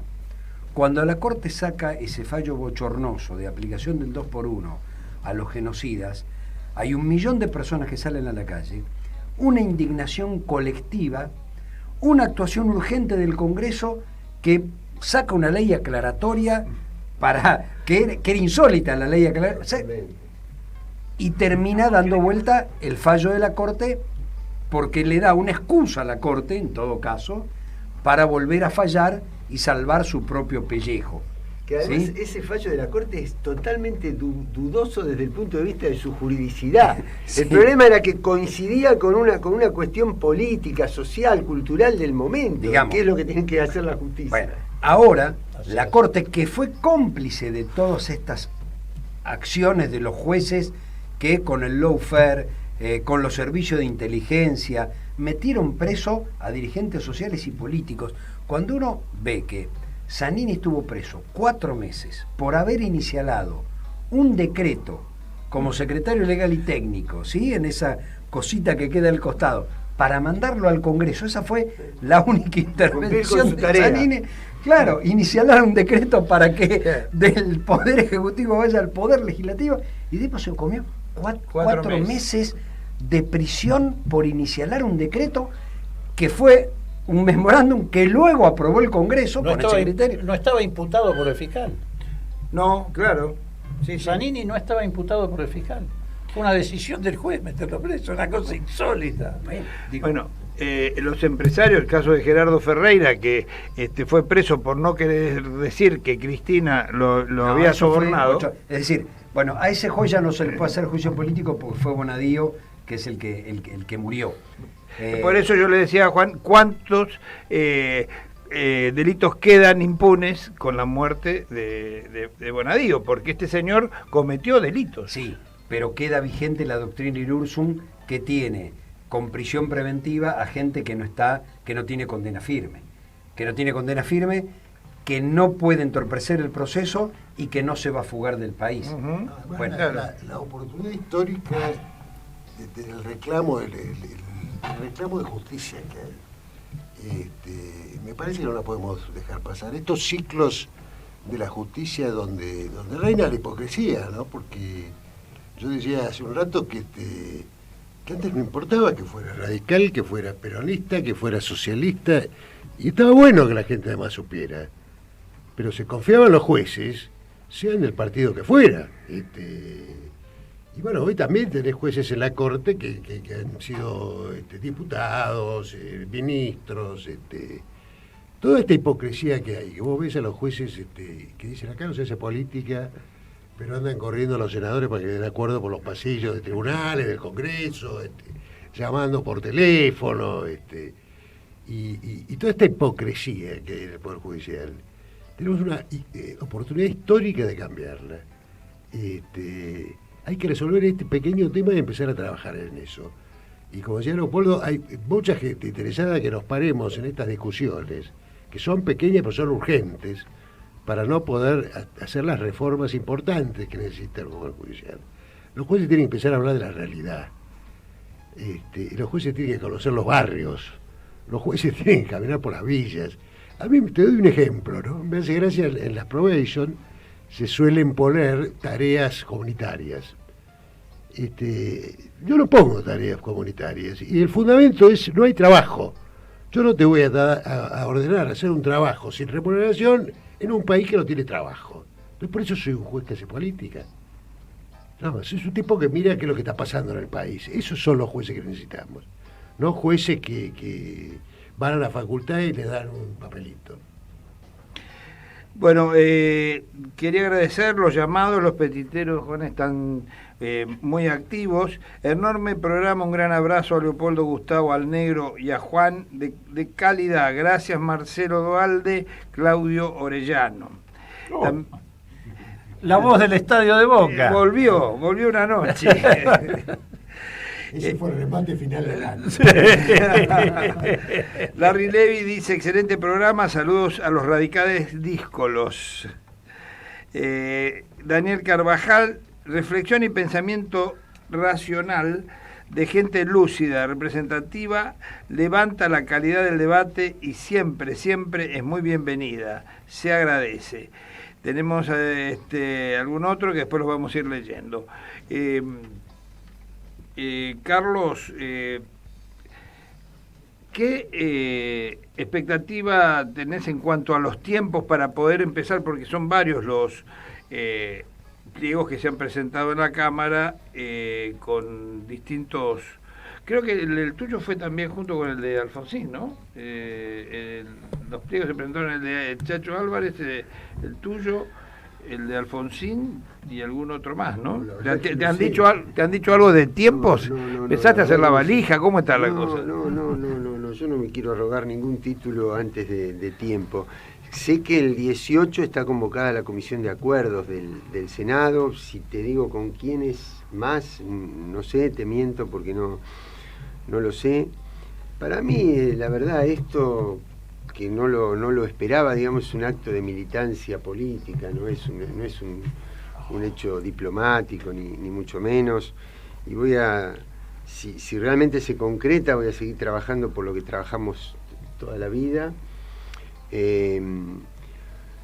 por la autodeterminación, por la integración, porque los recursos, la renta de los grandes recursos que tiene América Latina queden para sus pueblos y no para los monopolios expoliadores, por esas cosas. ¿No? Yo recuerdo la frase aquella de Néstor Kirchner en su discurso inaugural: no voy a dejar mis convicciones en la puerta de la Casa Rosada. Bueno, yo no las voy a dejar en la puerta de la OEA, por más dificultades que haya en la situación. No vas a hacer la de Groucho Marx tampoco, que si no le gusta tenés otro. No, en absoluto. Eso, perdé cuidado, que no va a ser así. Y si algo creo que sigue pendiente, porque la prueba está que cuando en América Latina coincidieron en todo el primer tramo de este siglo XXI varios gobiernos populares, se avanzó en una institucionalidad distinta, ¿no? Se avanzó en UNASUR, se avanzó en CELAC, pero resulta que no dio el tiempo, y en algunos casos yo creo que se podía haber hecho un poquito más, o bastante más, pero finalmente cambió el mapa político y no se pudieron consolidar esas instituciones. Entonces eso hizo que resurgiera la institución que tenía más arraigo y la que estaba más estructurada, que es la OEA. Ahora, a mí me parece que sigue pendiente una tarea, que es la de trabajar en la construcción de una fuerza política más homogénea en toda la región, en un frente político, de tal manera que cuando se está en el Estado se pueda avanzar, pero cuando no se está en el Estado también haya una lucha coordinada, aún con las particularidades que tenemos en América Latina. Yo sé que, te pongo un ejemplo, la intensidad que tienen en la Argentina, sobre todo en los sectores urbanos medios, las ideas de género, no es la misma que hay en algunas comunidades indígenas de Bolivia, de Colombia, de Ecuador. No es igual. Esa particularidad no puede formar parte de una plataforma común porque nos separaría. Pero la lucha contra la pobreza, el hecho de que el Estado le ponga límites a la voracidad de los bancos y de las financieras internacionales, la autodeterminación sobre los recursos, la sensibilidad por la desigualdad que hay en este continente, bien podrían ser 3 o 4 ejes que articulen un frente político que pueda actuar y potenciarse cuando ocupamos el Estado, pero al mismo tiempo puedan mantener la lucha común cuando no estamos en el Estado. Así que esa creo que no es una tarea de la OEA, lo estoy planteando como un acto de militancia política por el cual hay que seguir luchando, esté uno donde esté. No creo que Almagro esté por esa posición. No le hace falta, porque él ya tiene poder, recursos políticos y financieros y mediáticos que le vienen de otro lado, no de la lucha de los pueblos. Sí, evidentemente él ha hecho unos cambios que le costaron además que lo expulsaran de su partido, ¿no? Sí, por supuesto. Y hay muchos que lo conocieron de antes que no se explican bien eso, pero bueno, ¿qué va a hacer? Será, si él es reelegido, bueno, seguiremos luchando por las mismas cosas que lo hemos hecho siempre. Bueno, hay perspectivas de que la cosa puede ser difícil. Es curiosa la OEA, ¿no? El único país expulsado de la OEA en su historia es Cuba. Nunca expulsaron a la Argentina de Videla, al Chile de Pinochet, ¿sí? a la Bolivia de Banzer o al Brasil de las dictaduras militares. Pero sí, digamos, claramente la OEA siempre jugó en favor de los intereses de Estados Unidos, intereses económicos, geopolíticos, militares, y el único país expulsado es aquel al que no pudieron controlar o dominar respecto de los intereses de los Estados Unidos. Si no, no se explica, digo, la aplicación de la cláusula democrática nunca jugó respecto de las dictaduras militares, absolutamente nunca, porque eran funcionales a la necesidad de los Estados Unidos. No quiero comprometer con esto a Raimundi. No, no, al contrario, coincido, Gustavo, por favor. Bueno, muy bien. Yo me voy a tener que ir, dejarlos. Yo también. Bueno, yo también. Estado, a La Plata. Antes de irte, Leopoldo, vos hablaste ya del tema de la situación que provocó Ricardo Alfonsín al aceptar este ofrecimiento de ser embajador argentino en España.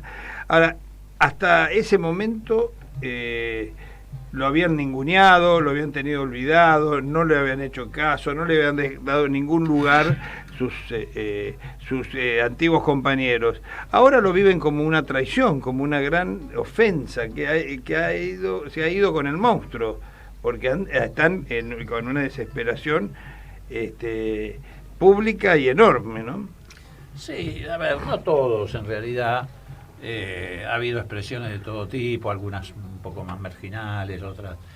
Digo, lo que importa, me parece, es valorar dos hechos. En primer lugar, la decisión del gobierno, que ha sido de Alberto y me consta que también de Cristina simultáneamente, de hacer, digamos, más que un gesto de apertura y de pluralidad, un paso hacia la idea de que efectivamente cualquier ciudadano que tenga algo para aportar en un momento tan difícil como este para salir de la crisis que hemos heredado, puede y debe ser convocado, en la medida, naturalmente, que en líneas generales interprete y exprese la dirección política que este gobierno le quiere imponer a la Argentina.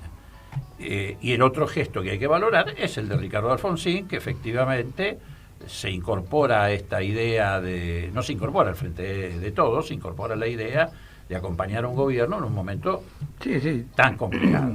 Es muy fácil colegir por qué tomó esta decisión Alberto Fernández, entre otras cosas porque lo dijo públicamente, no es un secreto, en todo caso es un secreto a voces. La influencia del apellido Alfonsín en Europa y particularmente en España tiene un significado muy fuerte,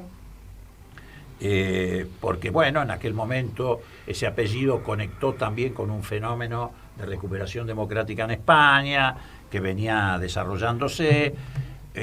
Bueno, ha vuelto al poder circunstancialmente ahora el Partido Socialista Obrero Español, claro que en una coalición más amplia de izquierda, pero tiene la responsabilidad de conducir.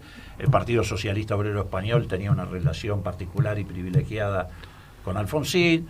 Alfonsín jugó un papel importante en lo que se llamó lo que se llamó la socialdemocracia, llegó a ser vicepresidente de la socialdemocracia a nivel internacional, y todo eso obviamente lo ayuda al país.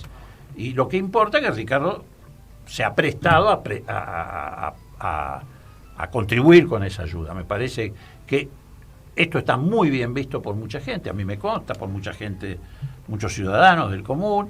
Y también le ha abierto, por qué no decirlo, un interrogante a muchos radicales que estaban o están en una situación de duda porque han revisado esta posición, qué ha pasado con el radicalismo, etcétera. Bueno, hay algunos que esto también los convoca a reflexionar. Y me parece que eso es bueno para todos, para el gobierno y para la idea de seguir fortaleciendo y ensanchando la base de sustentación política. Esto último es muy importante también a nivel interno, porque, digo, muy breve antes de retirarme,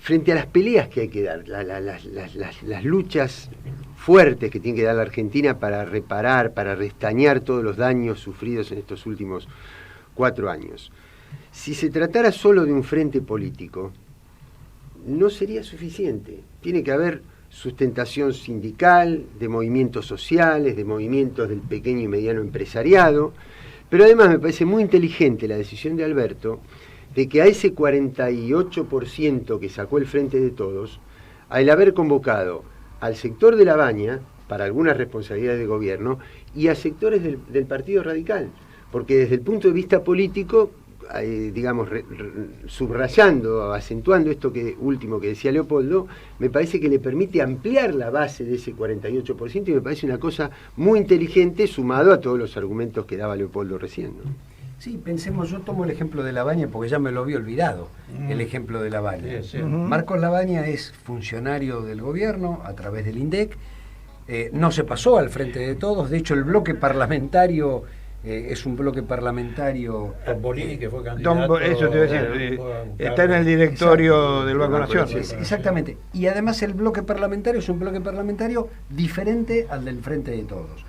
Cuando Alfonsín gana la elección del 83, le ofrece a su competidor, a Luder, presidir la Corte Suprema. Luder no aceptó. Bueno, y también integrar la CONADEP, si hubieran aceptado. Claro, el peronismo no la aceptó. La estrategia de la CONADEP. La estrategia, pero a lo que voy es, digamos, Alfonsín no se pasó al Frente de Todos. Sigue siendo parte de un partido opositor, pero comprendió la necesidad estratégica del ofrecimiento por todo lo que explicó Leopoldo. Así que me parece que... Y él no es el único, porque hay otros como el caso de Chacho Álvarez que también ha aceptado participar también como embajador, y sin embargo eso no quiere decir que se haya integrado al Frente de Todos, ni mucho menos, ¿no? Pero me parece que es, digamos, un esfuerzo que se está poniendo sin ocupar cargos públicos. Uno podría comparar en el levantamiento de Semana Santa de 1987, Cafiero al lado de Alfonsín sosteniendo a la democracia. Digo, si hubiera habido simplemente una puja política por ver quién iba a ser el futuro presidente, a lo mejor no hubiéramos tenido la democracia que tuvimos en todos estos años. Bueno, me parece que hay gestos que en su medida hay que valorarlos y que todavía hay mucha gente que no lo termina de comprender, porque a algunos le conviene esta cosa binaria de seguir alimentando la grieta boba, porque la grieta verdadera es por la apropiación de la renta, por la redistribución del ingreso. Digo, el pobre del PRO, el pobre radical o el pobre peronista debe estar del mismo lado frente a los grandes grupos económicos que sí están de la vereda de enfrente. Bueno, les agradezco a los que se tienen que retirar, a Leopoldo Moró y a Carlos Raimundi, que hayan estado acá con nosotros en Desandando, y entonces le vamos a pedir a Gabriela Yazán que nos ponga una tandita como para poder salir sin hacer mucho desparramo. De acomodar la mente. Enseguida volvemos con Desandando.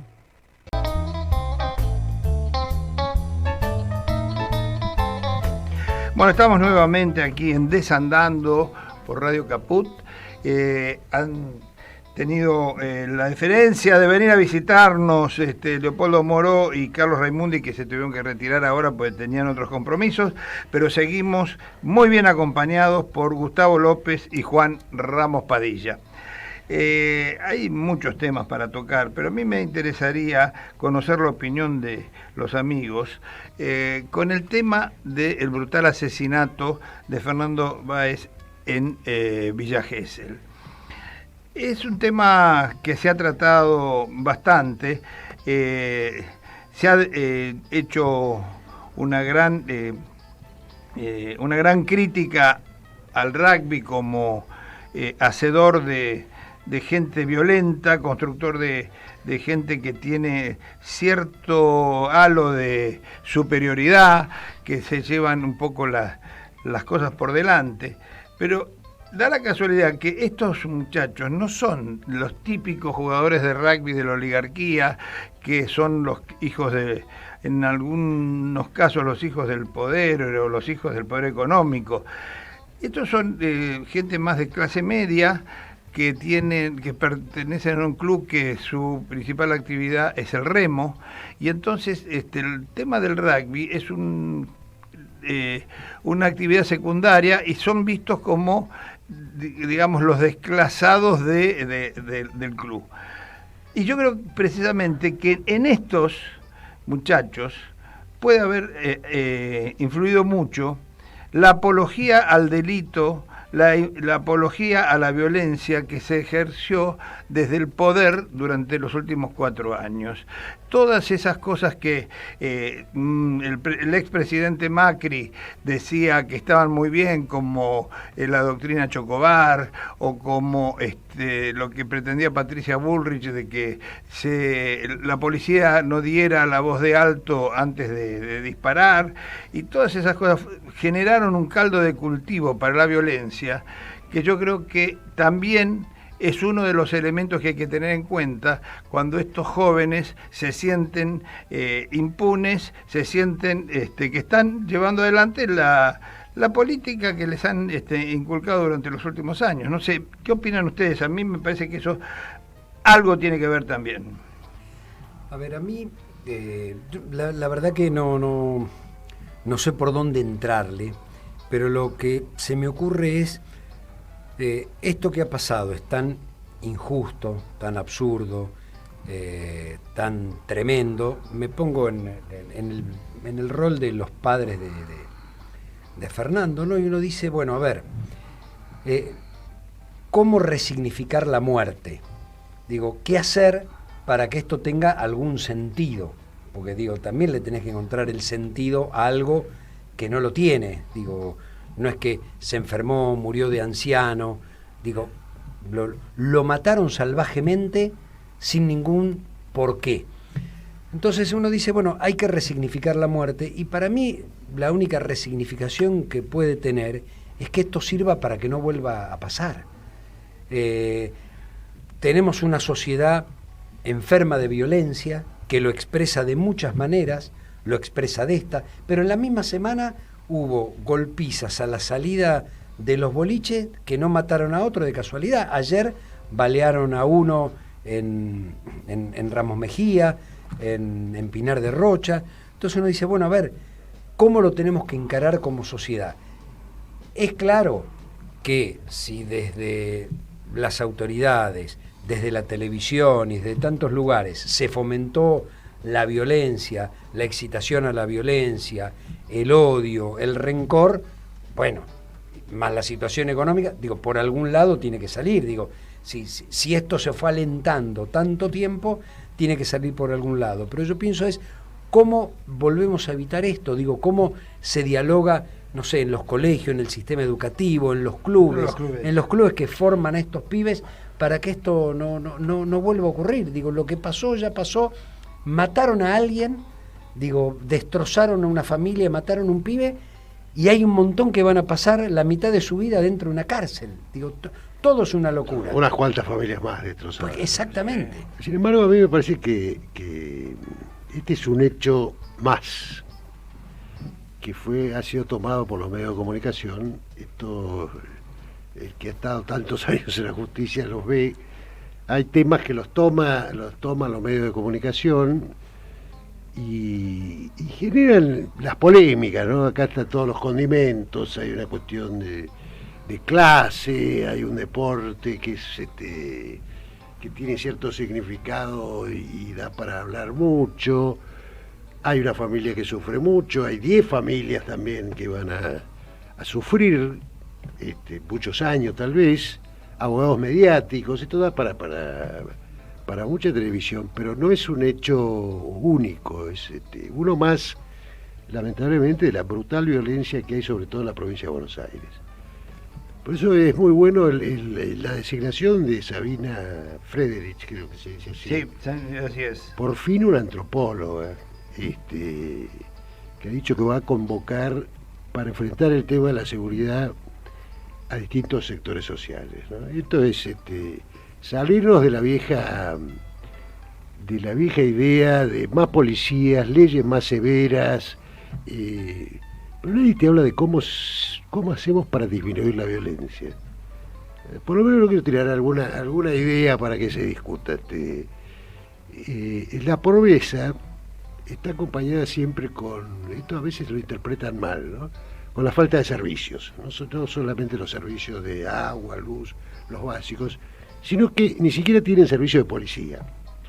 De modo que cuando uno vive en una villa miseria, como le decían cuando yo era chico, y sin eufemismos, y tiene un problema con el vecino, que pone la música muy alta, la única solución que tiene no es la que tenemos nosotros, de que llamamos y viene un policía, golpea la puerta del vecino y le dice, señor, baje la música, y el otro la baja. Acá uno tiene que ir con el cuchillo, con el revólver, y decirle, señor, baja la máquina, baja la música, porque si no te mato. Esto es lo que pasa, porque no hay un servicio de policía. Y los chicos que están viendo eso aprenden a manejarse en la violencia. Esos son los mismos chicos que después intentan ir a trabajar, a veces en trabajos como es abrir la puerta de un taxi en Constitución, y empiezan a ser maltratados, ¿no? Nuevamente la violencia de los otros chicos, la violencia policial. Bueno, los problemas de la seguridad, basta de que los sigan manejando la policía, los ex jueces, los abogados, los ex coroneles. Me parece que es un tema que hay que tratarlo multisectorialmente, convocando a diversas opiniones. Tienen que intervenir las universidades, tienen que intervenir los movimientos sociales.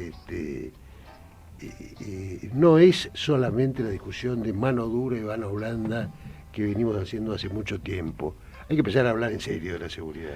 Sin ninguna duda, las experiencias anteriores no han servido para reconducir esta situación, ¿no?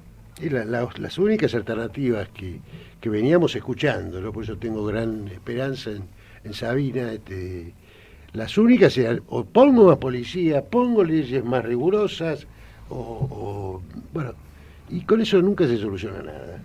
Hay una cantidad de policía suficiente, de acuerdo a las comparaciones que puedes hacer con otros lugares del mundo, en la provincia de Buenos Aires. Hay que controlar a la policía.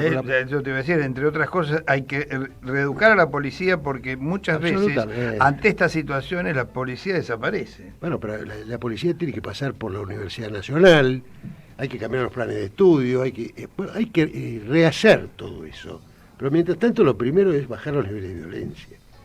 Y empezar a hacerlo de una vez por todas, y no hablar de solamente tenemos que solucionar el problema mañana, y esto lo hago con una ley, que en definitiva le falta un artículo que es deroguese la realidad, y allá vamos, ¿no? Realmente creo que sí, es una tarea, no es fácil. Yo creo que a nivel nacional es probable que se plantee próximamente, porque algunas cosas ya ha dicho la ministra de Seguridad. Ahora, no sé si en todas las jurisdicciones va a ser lo mismo, ¿no? No, parecería que hay unos chisporroteos ahí. Que hay distintas opiniones, ¿no? Sí, hay por decirlo finamente. Y yo quisiera que se pongan de acuerdo, ¿no? Porque si la policía bonaerense y la policía federal, la prefectura, la policía aeronáutica y bueno, y todas las fuerzas nacionales no actúan en forma conjunta en un lugar tan difícil como es el conurbano, vamos a tener muchos problemas. No, yo lo venía escuchando a Juan, y esta cosa de erradicar la violencia desde chiquito y desde abajo. El sábado una de mis hijas estaba en casa y ella da clases de teatro ahí en la Casa de la Cultura de la Villa 2124.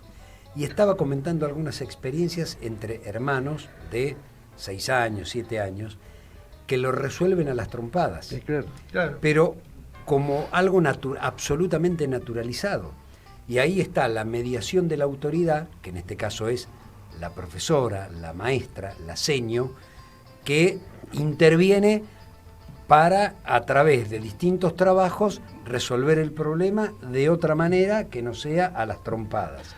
Claro. Si no existe esa intervención estatal vía educación, vía contención, vía jardines maternales, vía un montón de cosas, Claro. Hay cosas en lo inmediato, hay cosas elementales, por supuesto, para esto El necesitamos servicio, claro. primero preparar a la policía. Sí, para sí. que se...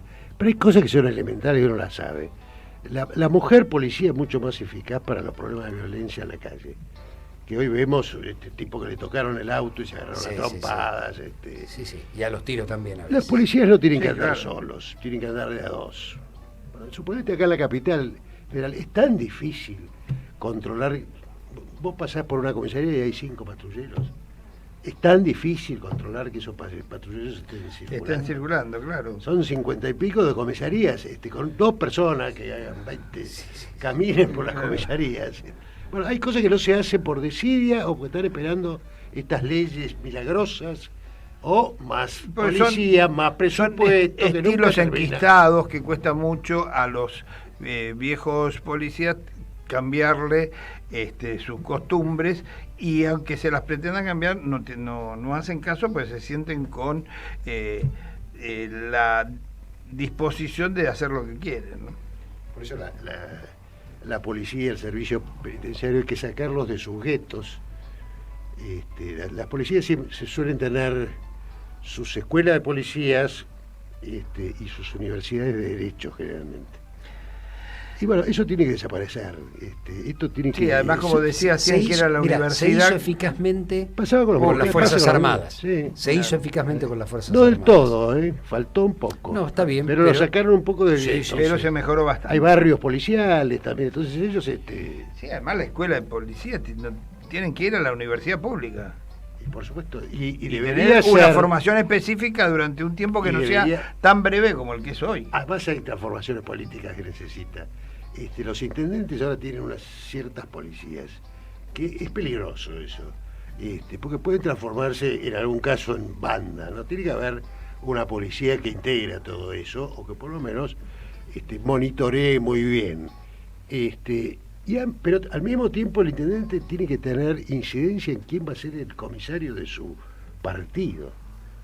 Entonces empezar a pensar en alguna participación política orgánica. Elegirlo electoralmente acuerdo de la Cámara de Diputados de la provincia, por ejemplo, para no ponerlos en la misma jerarquía que los jueces.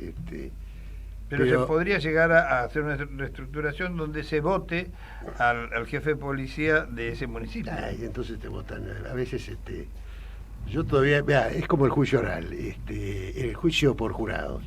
A mí me gusta mucho, pero siempre y cuando, y Gustavo me va a entender, siempre y cuando me cambie todo el sistema de comunicación, de prensa. Bueno, si no lo terminas condenando. Son muchas cosas que hay que modificar. Y Chocobar saldría absuelto. Claro, tal o cual programa de televisión. Tenemos más mensajes que nos han llegado. Juan Singuita: Graciana aclaró muy bien la ambigüedad de los detenidos por la dictadura macrista judicial. A Gustavo lo seguía en Radio Rebelde. Un abrazo. Gustavo Cano dice que gran programa, felicitaciones. Y César dice: ¿qué programa, cumpas? Los felicito. Los escucho mientras pinto. Abrazo desde Chajarí. Gracias, César. Bueno, se nos han ido las 2 horas que, gracias a Javier Corcuera, el director de Radio Caput, tuvimos para poder desarrollar este programa especial.